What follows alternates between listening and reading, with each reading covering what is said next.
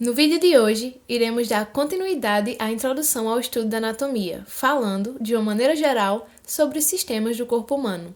Não esqueça de seguir nossa página no Instagram, onde você terá acesso a resumos e slides exclusivos, e de se inscrever no canal, para não perder nenhum vídeo. Agora, vamos discutir sobre esse assunto primordial no estudo da anatomia, tendo como roteiro os seguintes pontos: a introdução, os sistemas do corpo humano e, por fim, as referências. A princípio, é necessário sabermos que as unidades morfológicas, ou células, se agrupam constituindo os tecidos, que exibem determinadas funções gerais. Por sua vez, os tecidos se reúnem nos órgãos, que estão envolvidos nas mais variadas funções.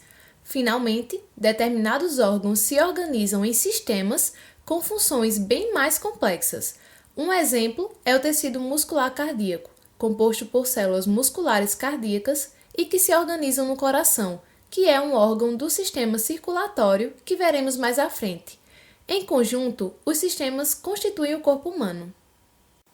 Começaremos falando sobre o sistema esquelético, que compreende os ossos e que formam o arcabouço de sustentação do corpo, além de servir de fixação de músculos, de delimitar cavidades para a proteção de órgãos e cumprir funções hematopoéticas, ou seja, a formação de elementos figurados do sangue, e além de se constituir em uma reserva de substâncias orgânicas e minerais.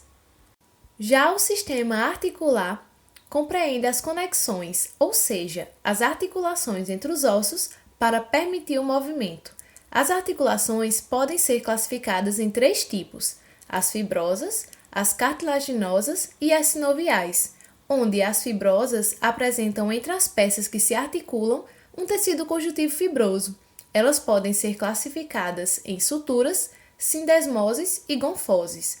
Já as cartilaginosas, nesse caso, o tecido encontrado entre as peças ósseas é o cartilaginoso, enquanto que as sinoviais apresentam como principal característica a capacidade de movimentação, possuindo um líquido denominado de líquido sinovial. O sistema muscular é constituído pelos músculos, denominados esqueléticos por se fixarem nos ossos. Eles estão sujeitos à vontade do indivíduo, razão pelo qual também são conhecidos como músculos voluntários. Contudo, os músculos esqueléticos também atuam em movimentos involuntários, como nos reflexos profundos e superficiais. Assim como os ossos são elementos passivos do movimento, os músculos são os seus elementos ativos.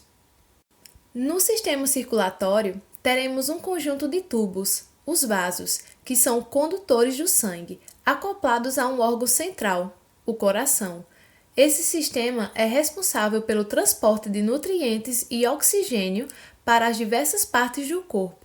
Os vasos que levam o sangue, centrifugamente, do coração para as células, são as artérias. Aqueles que, pelo contrário, levam o sangue das células para o coração são chamados de veias. O sistema circulatório é constituído pelos seguintes componentes: sangue, coração e vasos sanguíneos. Já o sistema linfático trata-se de um outro sistema de tubos, os vasos linfáticos, que conduzem a linfa, que, como o sangue, é um líquido que conduz nutrientes e células de defesa. No sistema linfático, temos os órgãos linfáticos primários, que incluem a medula óssea e o timo. Já os órgãos linfáticos secundários são os linfonodos, que são órgãos ovoides situados no trajeto dos vasos linfáticos, que compreendem uma rede complexa de vasos, responsável por transportar a linfa dos tecidos para o sistema circulatório. O baço, que é o grande órgão linfóide do corpo, e o anel linfático da faringe, composto pelas tonsilas lingual, palatina, faríngea e tubária. Esse sistema possui outras funções, como a proteção de células imunes, pois atua junto ao sistema imunológico. Outro importante papel do sistema linfático está na absorção de ácidos graxos e no equilíbrio dos fluidos dos tecidos. O sistema respiratório, como o nome indica, trata-se do conjunto de órgãos responsáveis pela ventilação. Entendemos como respiração um processo que se passa no interior de todas as células do organismo.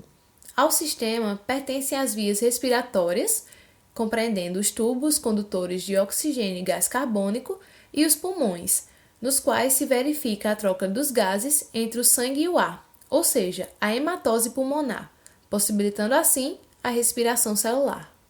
O sistema digestório é constituído pelo canal alimentar, que tem a seguinte sequência: começando pela boca, depois passando pela faringe, em seguida pelo esôfago, estômago, intestino delgado, intestino grosso e, por fim, pelo ânus.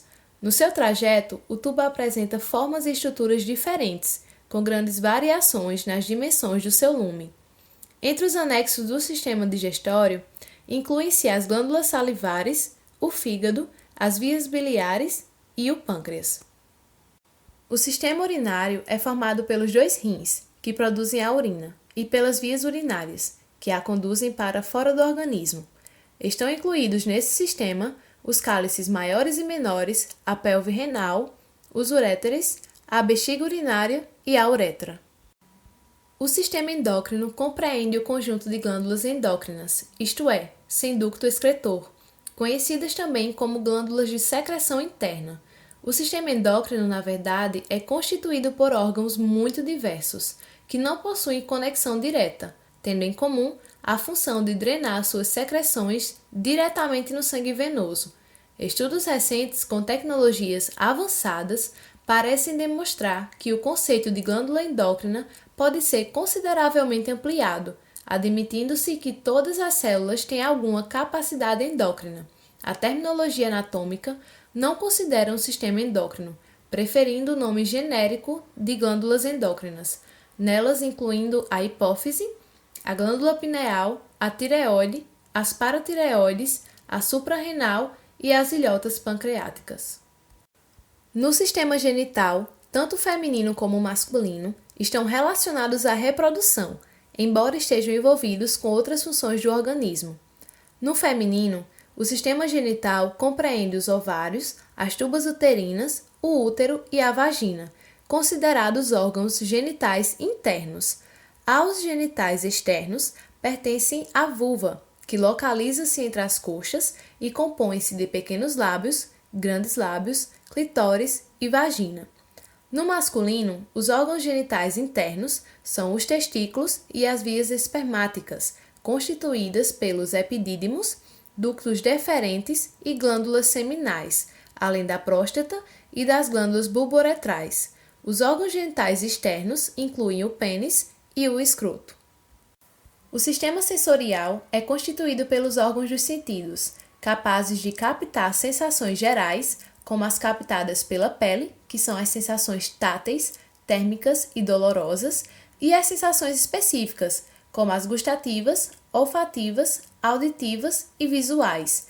Tal como acontece com o sistema endócrino, a terminologia anatômica não considera um sistema sensorial, agrupando seus componentes sob a denominação de órgãos dos sentidos.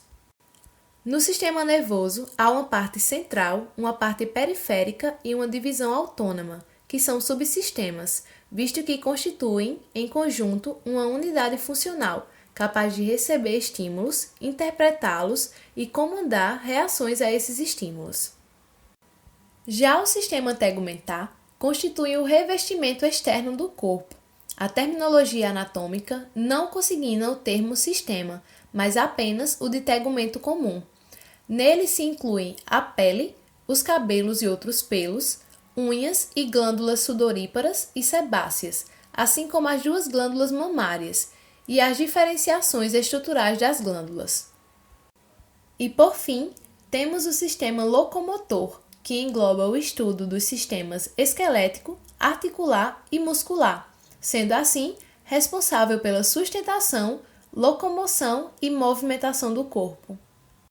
A referência utilizada neste vídeo foi a 3ª edição do livro de Anatomia Humana, Sistêmica e Segmentar, de D'Angelo e Fatini.